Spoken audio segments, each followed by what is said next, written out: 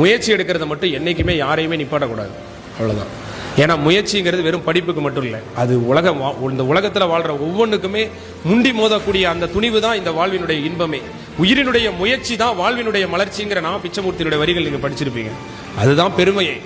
அதை யாருக்கும் ஸ்டாப் பண்ணக்கூடாது. அந்த ஸ்டாப் பண்ண இந்த உலகத்தில் கடவுளுக்கே அதிகாரம் கிடையாது. அதனாலதான் தெய்வத்தான் ஆகாதெனும் முயற்சி தன் மெய்வருத்த கூலி தரும்னாரு வள்ளுவர். முயற்சி எடுக்கிற யார் ஒருத்தரையும் உன்னால முடியாதுன்னு சொல்லி ஸ்டாப் பண்ற அதிகாரம் இந்த உலகத்துல எவனுக்குமே கிடையாது. நீ பண்ணுப்பா அப்படிமா. அதனாலதான் நீ ட்ரை பண்ண, உன்னால முடியும், நீ பண்ணு. அவனை நெகட்டிவா என்னைக்குமே பேசக்கூடாது. நான் லைஃப்ல நான் எப்போதுமே மைண்ட்ல ஃபிக்ஸ் பண்ணிடுவேன், பேச உன்னால முடியாதுன்னு யார்ட்டையும் சொல்லக்கூடாது. அந்த ஒரு சூழ்நிலையிலையும் இதுக்கும் ஒரு வழி இருக்கும். ஏதாவது அற்புதம் நிகழவும் முயற்சி எடு. அந்த முயற்சி எடுக்கிறவனுக்கு நிச்சயமா எந்த ஒரு சின்ன வேர்வைக்கும் என்னைக்கும் ஒரு பலன் இல்லாமல் கிடைக்க இருந்தது நான் பார்த்ததே இல்லை. இன்னை வரைக்கும் நான் பார்த்துருக்கேன் என்னுடைய எக்ஸ்பீரியன்ஸ்ல. நம்ம எவ்வளோ கஷ்டப்படுறோம், என்ன சங்கடத்தில் இருக்கோம், என்ன பிரச்சனை இருக்கோம்லாம் முக்கியம் இல்லை. நம்ம என்ன ஆக போறோன்றதுல நம்ம எந்த அளவுக்கு தெளிவாக இருக்கோம், அதுதான் நம்மளுடைய சக்சஸுக்கு காரணம்.